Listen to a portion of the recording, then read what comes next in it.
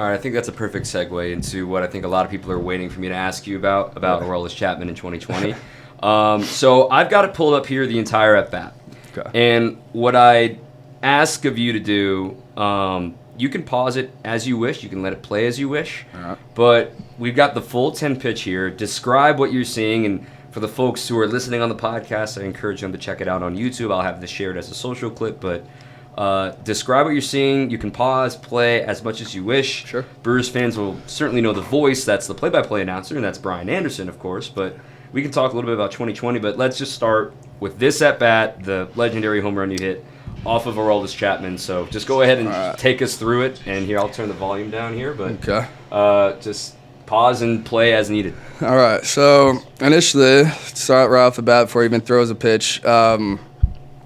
I faced him last night, or the night before, and I've never seen him, played, in the AL East for, 3 years or 2 years going into this season, 1920, and never saw him with my own eyes go back-to-back days. So that was one thing that I was conscious of, and realized, if pitchers don't do things consistently, they might be a tad off. Obviously, he's still going to have his heater. Is he going to have his location? So going into this first pitch of this at-bat, it was almost an auto take, kind of make sure my timing is down for the fastball, obviously. So I'm timing it up, but I want to see it out of his hand. I want to see if he's got that release point that that I studied and have seen before. But to that point, unfortunately, it was probably the best pitch to hit in the entire at-bat. So I'm timing it up, and that's first pitch fastball, inner third, yeah. So the night before, he got me with a fastball up. I think it was 2-2, 100 at the top of the zone. Really tough to get on top of against a guy like Chapman. So I was kind of, hitting myself a little bit for having the auto take mentality, but at the same time, that's why you get 3. So so that was the mentality. First pitch was, see his velo, see if he's got his command. Obviously, that pitch tells me that he's locked in and ready to go. So before you go to the next pitch, the television shows the throw and the backstory. That can't creep into your head when you're stepping into the box in this situation, right? Like, how do you block that out mentally? Yeah. Or did it creep into your head? No, I mean, it didn't creep in my head. Obviously, it's a big conversation point for a lot of people. It was talked about a lot that year. There was a lot of jawing back and forth between the Rays and the Yankees that whole entire year. So with that piled on to kind of leading into this, Game 5, do or die game, everything on the line. There was definitely conversation going into the game. I knew I wasn't starting. They had Cole going.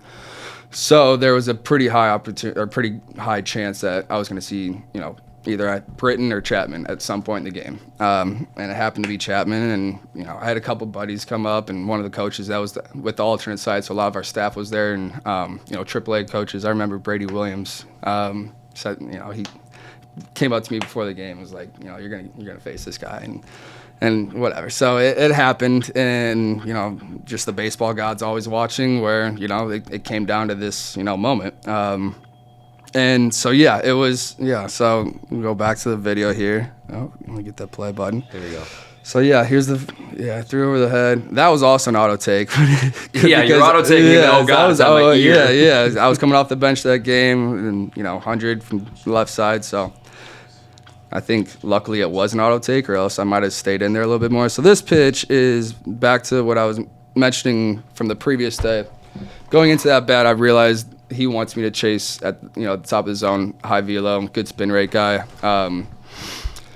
Told myself going into that bat, that was the one I'm laying off of. So I got the timing down, first pitch, got the heater down, release point, and telling myself hey, see the ball down, see the ball down. And unfortunately, I did exactly what he wanted me to do. 99 at the top of the zone. You can kind of see a little bit if I bring it back 2 seconds. There's a little head nod after I swing at it. That's right there. It's why did I do that? It's you got to be better than that. That's exactly what he wants you to do. Lock it back in. So I think even though I did do exactly what he was trying to get me to do and swing at the top of his zone, that was more so of now I'm like double reassuring myself. I didn't feel like uncomfortable. I didn't feel nervous or anything like that. That was more of like, okay, I messed up. I did what he wanted me to do. There's no way I can do it twice now. I didn't want to do it the first time, but now I'm definitely not chasing.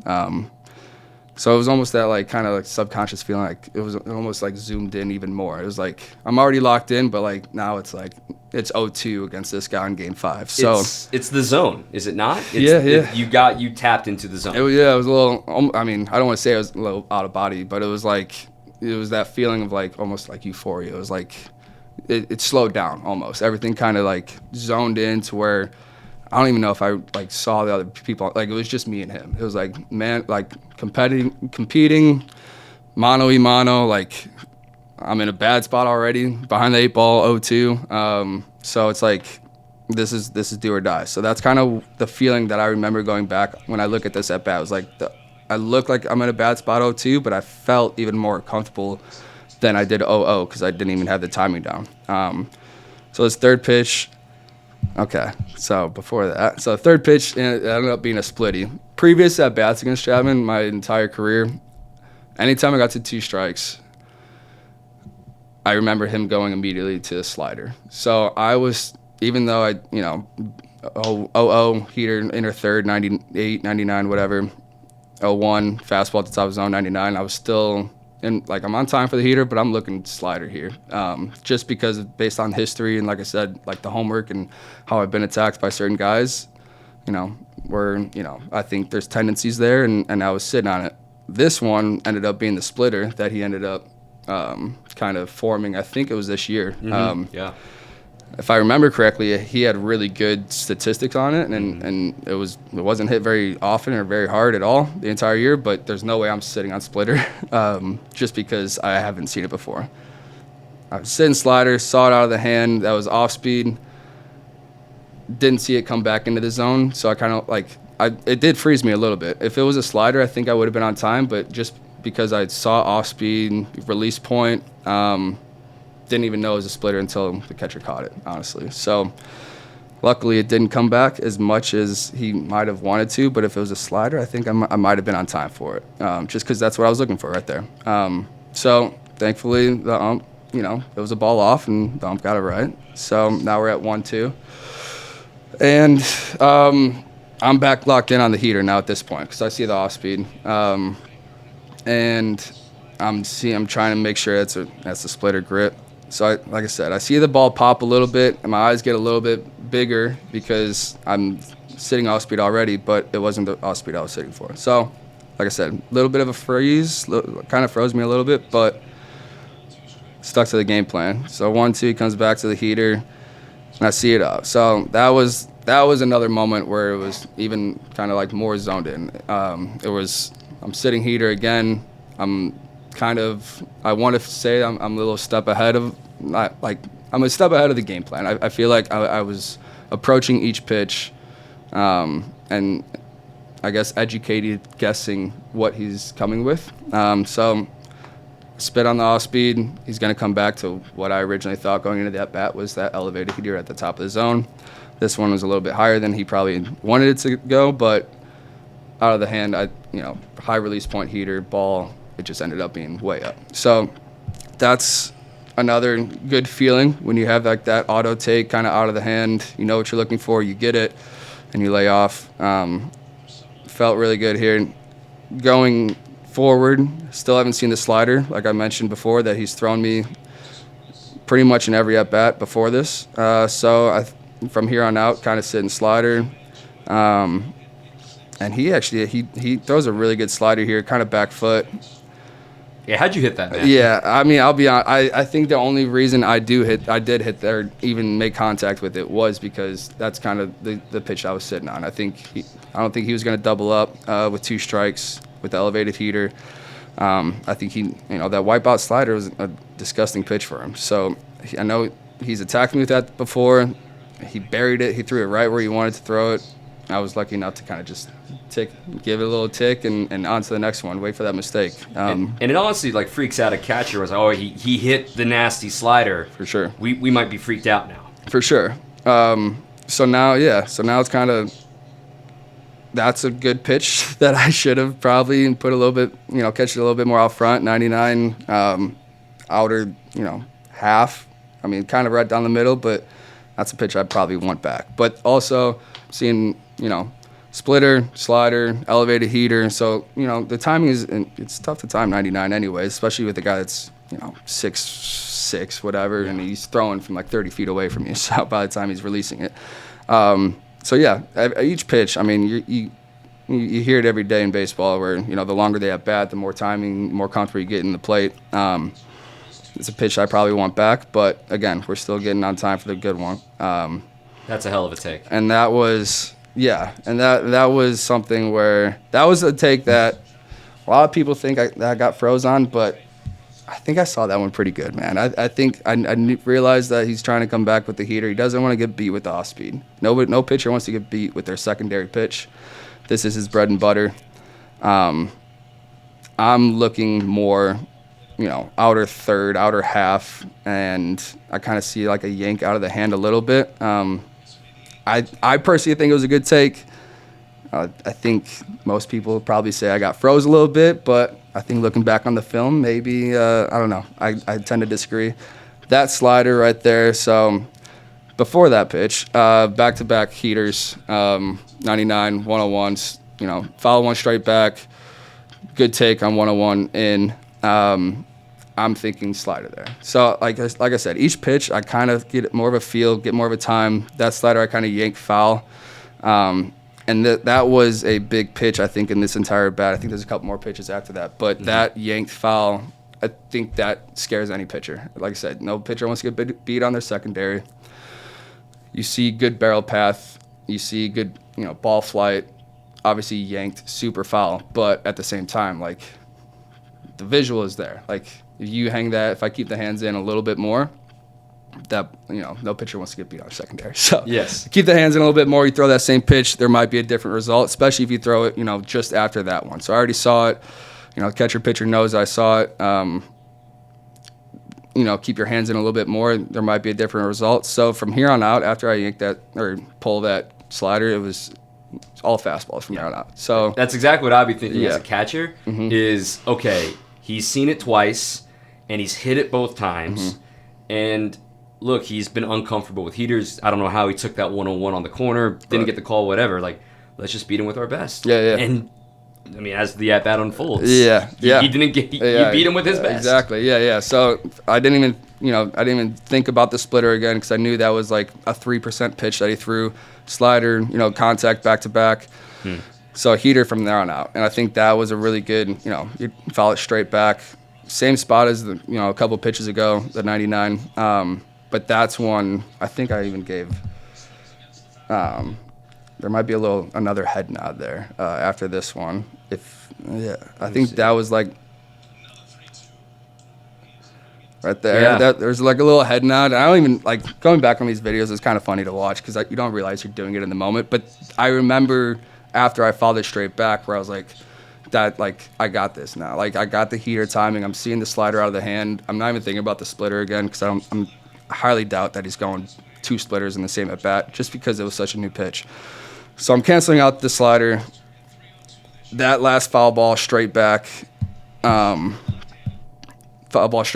now we got on time for the heater. And so if you notice, I leg kicked the entire at bat, and then this one I kind of do a little abbreviated one. Not abbreviated. But it was like a toe tap. Toe tap. Yeah, that's the word I'm looking for. And I've never practiced that in my life. I still to this day I don't know why I toe tapped, but I remember that I was just a tad late on that previous pitch. I feel like I'm in time for the heater, but I need to get on time more if I want to do damage and like connect out front, have a good contact point. So I started my gather a little bit sooner than the previous pitches in this entire at bat, and he exaggerated his leg kick a little bit more. So I was almost too early, if that makes sense. So I think that toe tap kind of like just came in natural where like I was gathering so early, but I couldn't hold that backside, so I had to reset almost. And that's what you'll see here. So like this toe tap, so right there. Oh wow. I never noticed that. Yeah, so I've never toe tapped in my life. It was one of those things where I was just trying to get a touch earlier, and then I saw as he was gathering that it was more exaggerated. So I had to reset a little bit, and it kind of just flew into it. And luckily he threw it kind of low and in right into the swing path, and yeah. And, do you remember any of this from the moment you touch home plate? Do you remember anything that happened? No, I remember the funny thing about this handshake with Willie. Ironically, he's over here now. We talked about this handshake literally the day before, like that day, like in the clubhouse. It was I told Willie that he was going to hit a home run, he was going to win this game first or something like that, just because he was on a roll, and he was a spark plug of that team, and I just had a feeling about it. So we made a handshake. I was like, you do this today, I'm going to meet you out in the dugout. And then he said the same thing back to me. He's like, all right, well, if I don't, it's going to be you. So we literally created this handshake. We have it to this day still. And so that's kind of a funny backstory. It's something super quick, but it's a little dance move thing that we do. But so that's kind of, that's a really special, really cool visual for me to see is it was something that was talked about in the clubhouse, 3 hours, 4 hours beforehand. And it came to fruition. And that's why I think baseball is the greatest sport in the world.